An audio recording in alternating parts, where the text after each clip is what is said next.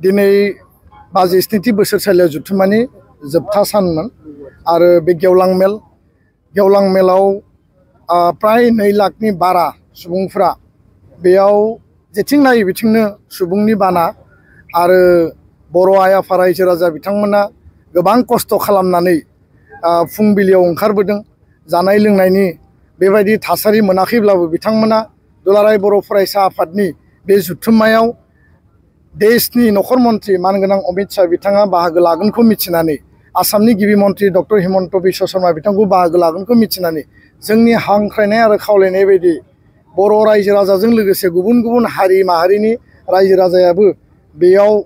दले बले हाजार लाखनि संख्यायाव बेयाव बाहागो लाबाय। आं गिबियावनो भारतनि नखर मन्त्रि मानगोनां अमित शाह बिथांखौ गाहाय आलासिनि मासिया आजावनानै दिनैनि बे गेवलां मेलाव बाहागो लानायनि थाखाय बर' हारिनि आरो बड'लेण्डनि आसामनि बर' सुबुंफोरनि जानानै गासै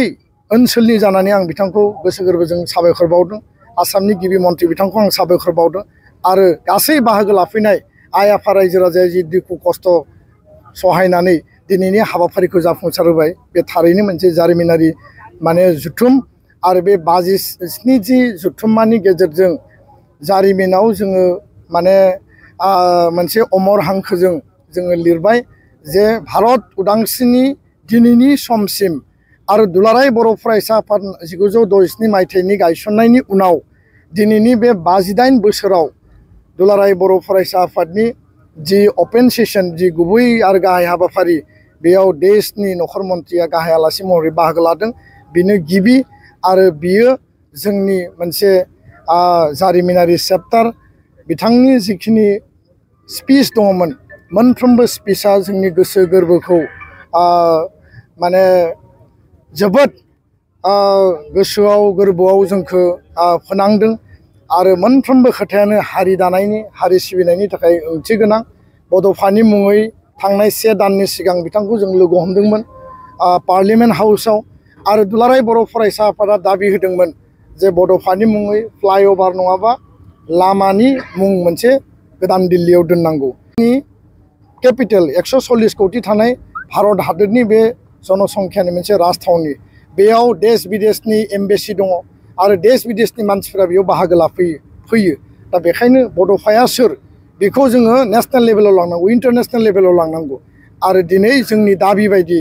बिथाङा स्वयं दिनै घोषणा खालामनानै गालांबाय फैबाय थानाय एप्रिल दानाव अफिसियेलि बड'फानि मुङै खोब मोजां परिबेसनि गेजेरजों बड'फा उपेन्द्रनाथ ब्रह्म मार्ग मुङै दोननो थाखाय भारत सरकार अलरेडि थांखि लाबाय आरो बेखौ बेखेवनायनि हाबाफारि लागोन। नैथि खोथाया जाहैबाय जे बड'फा उपेन्द्रनाथ ब्रह्मनि जि सिमां बर'नि थामोन्था रैखाथि आरो जि आत्मनियन्त्रणनि थाखाय जि सिमां नुदोंमोन बे गासै सिमांखौ मोगथाङाव जाफुंहोनो थाखाय बिथाङा मोनफ्रोमबो बड'फानि सानथौ सानस्रि सिमांखौ मावफुंनायनि थाखाय भारत सरकारा बिबान लानानै खामानि मावगोन बेखौ बिथाङा फोरमायलांदों आरो बे खोथाफोरा जोंनि थाखाय बेसेबांबा ओंथि गोनां। बर' गोजोन गोरोबथानि जिखिनि दफा 80% दासिम जिखिनि मावफुंबाय बिथांनि जि रिपर्ट आरो बे मावफुंनायनि उनाव आद्रा थानाय जेरैबायदि जोंहा गामि सेसन मावनांगौ 125th एमेन्डमेन्ट पार्लियामेन्टआव बेखौ बिल लाबोनांगौ कार्बि आंलंनि इस्युआ जोबनांगौ बर' कसारि काउन्सिलनि इस्युआ जोबनांगौ आरो NDFBनि बारग' दैदेनगिरि बिथांमोनखौ जेलनिफ्राय उदाङाव लाबोनांगौ। बिथाङा मोनसे गासैखौबो बुङाखैब्लाबो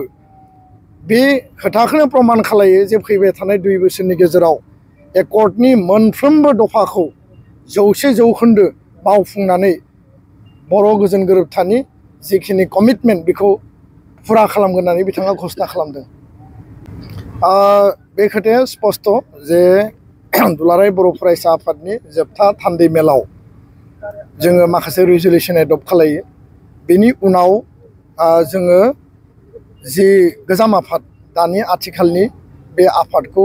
डिसलिउसन खालामनानै संबिधानाव होनाय बायदि निउ कमिटि फर्मेशन खालामो। दा दिनैनि जि मोनसे गेदेरथार हाबाफारि बेयाव